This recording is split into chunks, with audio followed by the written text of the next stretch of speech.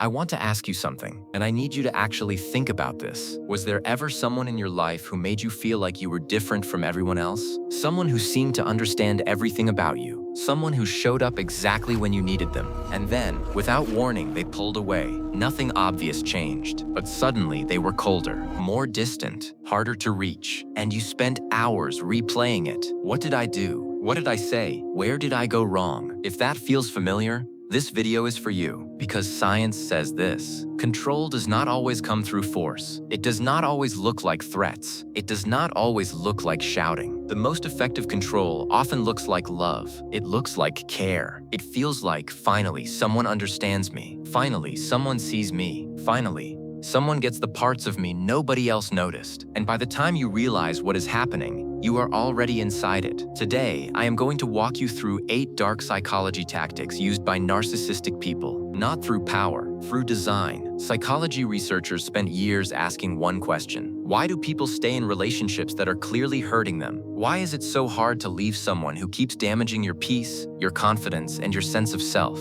The answer is not weakness. The answer is engineering. People with narcissistic patterns often study you first. What you need, what you fear, what makes you feel safe, what makes you feel special, what makes you afraid of being abandoned. Then they use those things against you. You are not met with power. You are met with someone who knows you, and that difference changes everything. Here are the 8 tactics, one by one. The first tactic is not screaming. It is silence, calculated, intentional, cold. Something does not go their way. They do not argue. They do not explain. They do not defend. They just disappear. No response to your messages. No eye contact. No warmth. No emotional presence. It feels like you have been erased from their world. And you are left there, inside the silence, waiting, checking your phone, rereading the last message, trying to understand what happened. The human mind processes being ignored by someone you are attached to as a serious threat. Your body reacts. Cortisol rises. Anxiety kicks in. Your mind locks onto one mission: fix it. And what becomes the solution? Reaching out, apologizing, explaining yourself again, saying, okay, you are right, even when you are not sure what you did. And the moment you do that, they get rewarded because they just learned something about you. Silence works. It makes you chase. It makes you question yourself. It makes you take responsibility for their withdrawal. So they use it again and again. The second tactic is love bombing. And to understand love bombing, you have to ask what came before the silence. Usually it was not distance. It was a flood. Late night texts, constant attention, fast intimacy, big words too early. I have never felt this way before. You are different. Nobody understands me like you do. Every day there is another message, another compliment, another sign that you are special. This is called love bombing, and it is not affection. It is investment. Intense positive attention activates the brain's reward system. So without realizing it, you become attached to the feeling, not just the person, the feeling, the rush, the certainty, the warmth, the sense that you have finally been chosen. And later, when that warmth disappears, your brain does not simply walk away. It wants the original feeling back. You are not chasing them anymore. You are chasing the version of them that made you feel alive. And every grand gesture becomes evidence they can use later. Look at everything I have done for you. Nobody will ever love you the way I do. After all I gave you, this is how you treat me. They make you feel chosen, because chosen people are easier to hold on to. The third tactic is gaslighting. Let me ask you something. Have you ever remembered a moment clearly? You knew what happened. You knew what was said. You knew how it felt. But then someone looked at you calmly and said, "That is not what happened." This is called gaslighting, and its purpose is simple: to stop you from trusting your own memory. I never said that. You always exaggerate. You are imagining things. You are too sensitive. That is not what I meant. You twist everything. At first, you defend yourself. You explain. You repeat the facts. You try to make them understand. But gaslighting is not about understanding. It is about control. Slowly, you are not just losing an argument. You are losing confidence in what you saw, what you heard, what you felt. And at some point, something terrifying happens. Before you even form a feeling, you check with them. Is this real? Am I allowed to be upset? Did I misunderstand again? That is not a relationship. That is a system, and you are inside it. You have seen 3 tactics. 5 more are coming, and the most dangerous one has not arrived yet. Stay with this. The 4th tactic is intermittent reinforcement. This one is dangerous because what keeps you attached is not only the cruelty, it is the unpredictability. Sometimes they are warm, close, soft, present, and you think, there they are. That is the person I fell for. Then suddenly they become cold, distant, unreachable, unrecognizable. You never know which version you are going to get, and that uncertainty does something powerful to the brain. Think of a slot machine. You pull the lever. Sometimes you win. Most of the time, you do not. But because the reward might come,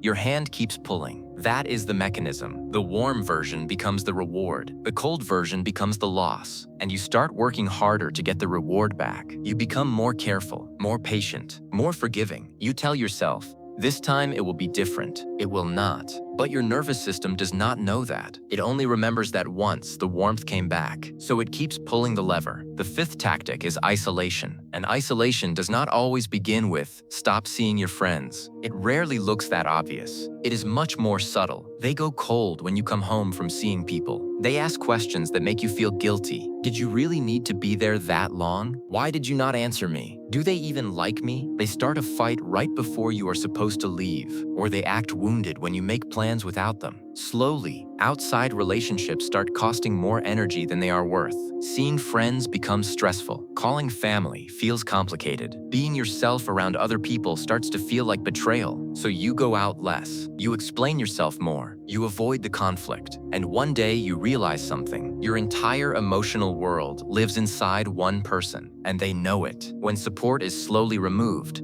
the person does not simply become lonely, they become dependent. Because when there is no outside mirror, their version of reality becomes the only one you see. The sixth tactic is DARVO. Write this down. DARVO. Deny, attack, reverse victim and offender. This is how it works. You come forward with a real concern. What you said hurt me. I did not like how you treated me. That made me feel small. And within 30 seconds, somehow you are the one apologizing. First, they deny. I never did that. Then they attack. I cannot believe you would accuse me of something like that. Then they reverse the roles. After everything I have done for you, you are hurting me. Suddenly, your original pain disappears. Now the conversation is about their pain, their wound, their betrayal, their suffering. You are no longer asking to be heard. You are defending yourself from being called cruel. And that is the trap. Every time you try to hold them accountable, they make you feel guilty for bringing it up. So you stop confronting. Not because the problem is gone, but because every confrontation becomes punishment. The seventh tactic is future faking. One day we will leave this city. I will change. I just need more time. When things calm down, everything will be different. They give you promises, not plans. And there is a difference. A plan has steps, dates, evidence, action. A promise only needs to be believed, and they know you want to believe.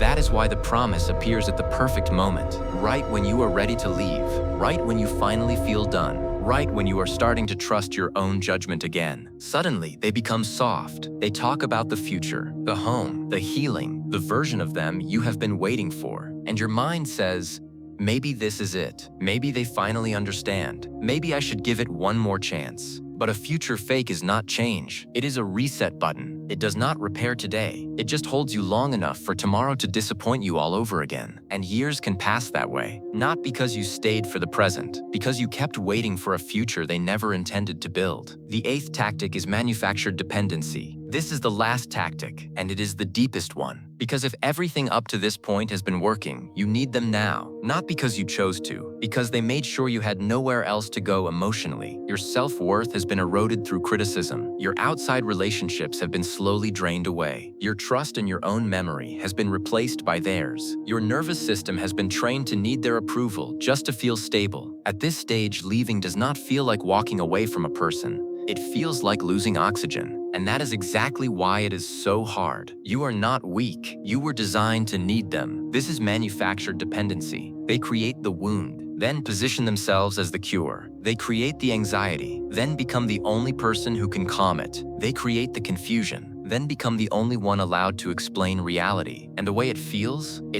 like love. That is what makes it the most powerful form of control. 8 tactics: silent treatment, love bombing, gaslighting, intermittent reinforcement, isolation, DARVO, future faking, manufactured dependency. Every single one is designed to make you smaller. Every single one makes leaving feel harder. Every single one teaches your mind to doubt itself and reach back toward the person who caused the pain. But here is what they miscalculated. The moment you can name it, You can see it. And the moment you can see it, the design starts to lose power. You might be asking yourself right now whether you are inside this system, maybe with someone in your life, maybe with someone from your past, maybe with someone you are still trying to understand. And the fact that you are asking that question matters, because confusion protects the system, but awareness breaks it. You were never weak. You were being worked on. You were not addicted to love. You were conditioned through control. And now you know the pattern. Now you know the system. This is dark psychology, and now you see it.